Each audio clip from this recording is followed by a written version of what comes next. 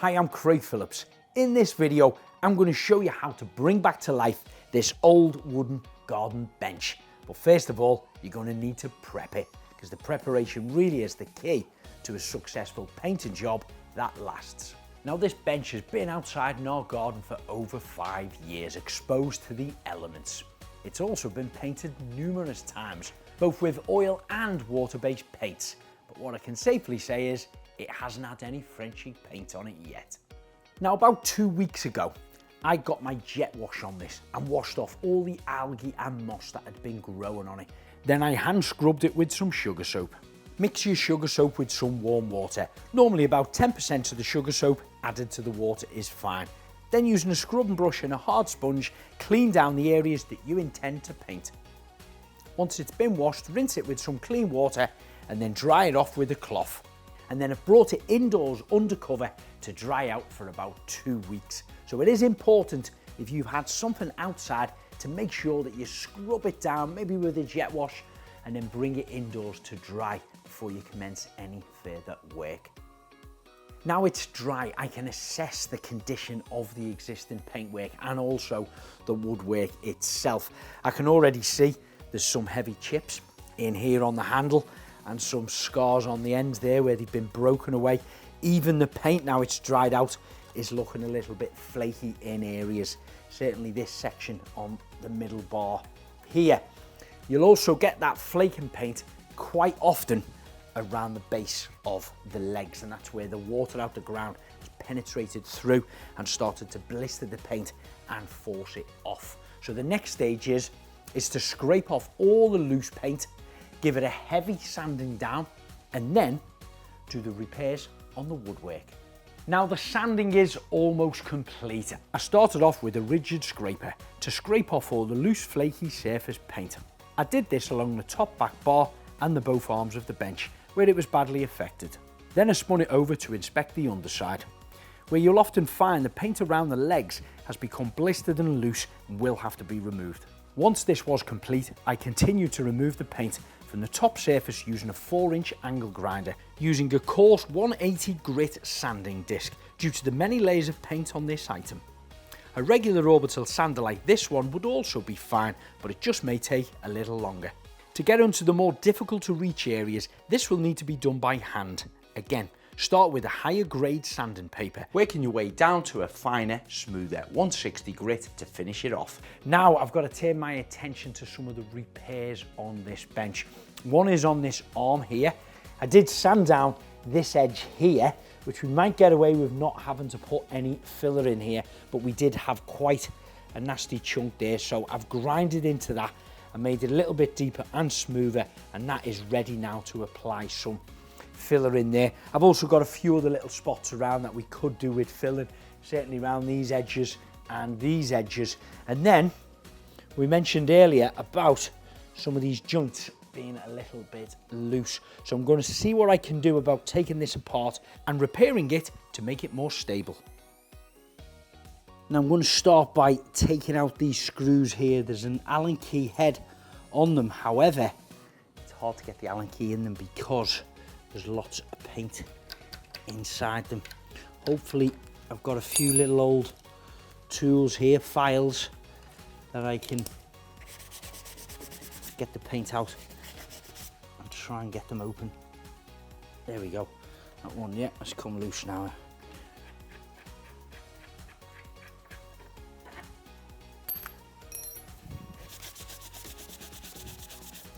That's one out, it's coming away. There's another one here on the bottom and then one over on that side.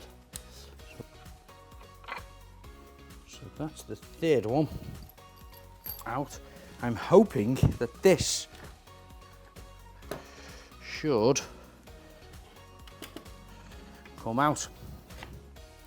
Now these are the joints here, and you can see the dowels are sticking out here and then the holes in this side.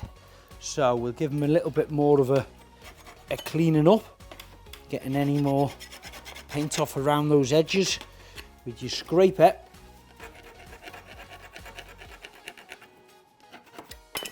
And your sanding block. And then on here you can see where the paint is built up again in that corner, so I'm going to try and scrape that off. Now I'm going to use a powerful hybrid polymer adhesive. Alternatively, you can use a polyurethane glue or a good strong external wood glue. I'm going to put some in the holes here, so when the dowels off this side goes into them, it'll fulfill any cavity in there and then dry nice and solid. And then I also put some around the base of these 4 pieces.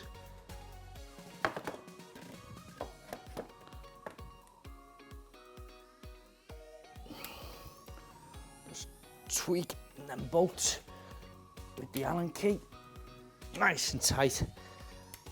Final tweak. And already that feels solid, and the glue isn't even dry yet. Then I did the same on the other side. Now I'm going to turn my attention to the damaged areas on the arms and legs.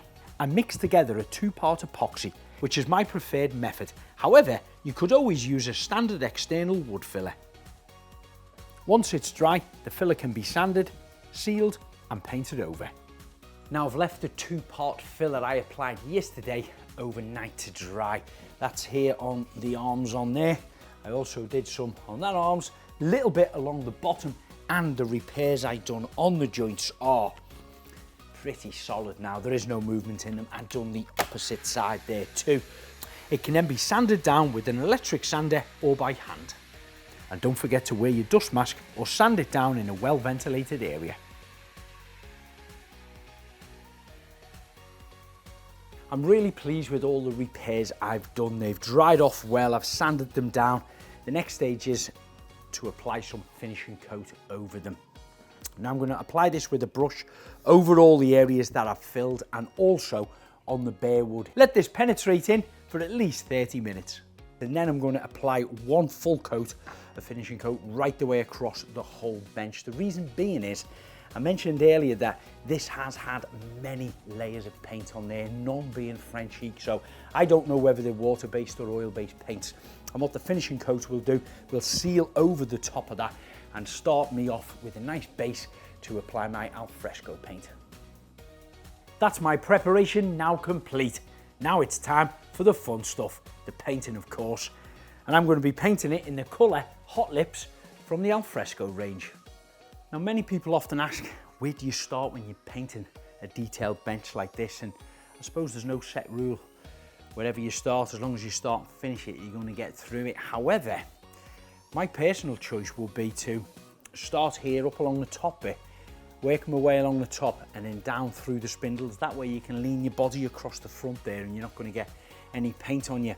And I've gone all the way along there. I haven't done the back of it yet, but I've done 3 sides to these front spindles and then across the bottom. And then starting off at the back slat along there again, so you can lean on the front here, and I've gone along them all. Obviously these slats have 4 sides to them. At the top here, I can get to the top, of course, a little bit at the front and a little bit at the back of them as well. But I will turn this over and do it along the bottom as well, because I do want to get the entire bench covered with the alfresco paint. Now the nature of benches built like this, you've got slats of wood and joints all go in different directions, and generally we always tell you to follow the grain with your brush strokes. But it is quite difficult, I've got to admit, because we've got these slats going along here. Of course, I'm painting this along the front like this, one way. I'm getting some paint on here where it's touching, so I'm trying to dab in around there and then also draw the brush away from there. So if I'm painting this side here, a bit difficult going directly above me, directly below me should I say there. So I'm going with the grain because the wood is running down that way. I'm trying to cut in, and at the same time I'm pulling it away off there to stop any paint building up around that joint.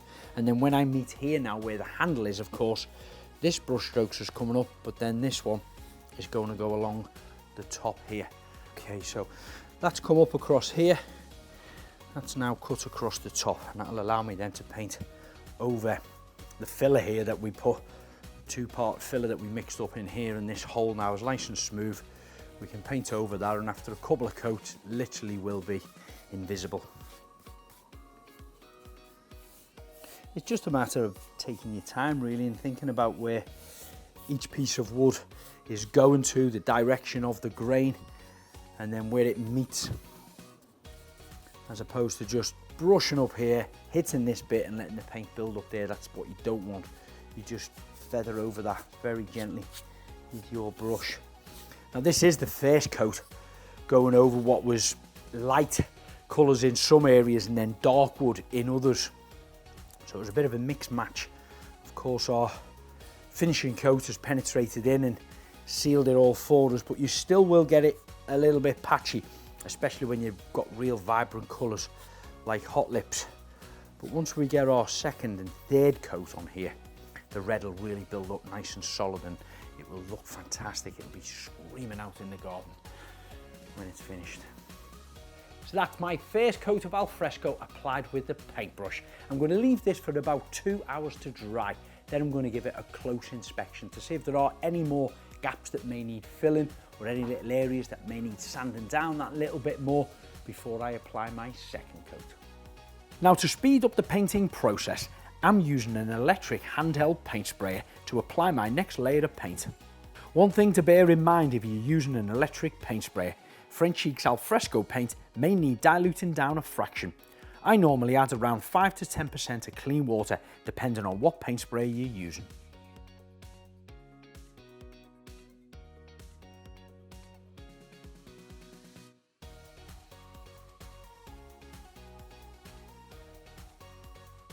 Now that's my second layer of paint now dried, and of course this was applied with the paint sprayer. And when you do use a paint sprayer, it is a little bit thinner, so you will need more coats on there. I'm going to give it a third and then a fourth coat and see how that looks.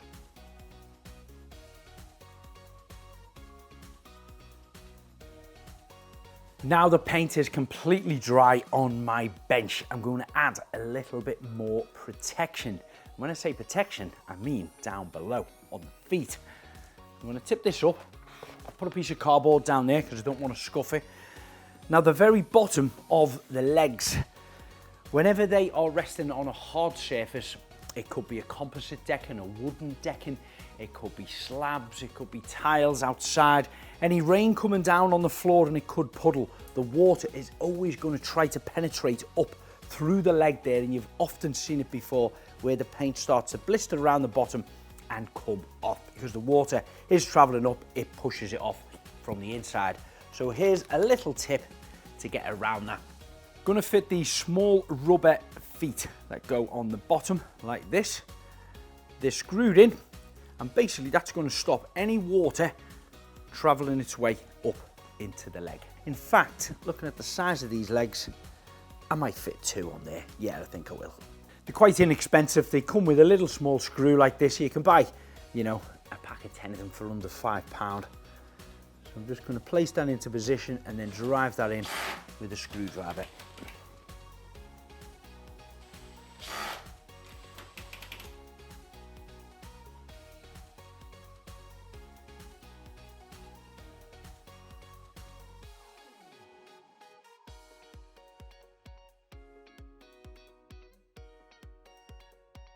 Now you can place the bench into position and it sits firmly on these rubber bungs, which is going to stop any damp out of the ground penetrating through into the woodwork and damaging your paintwork.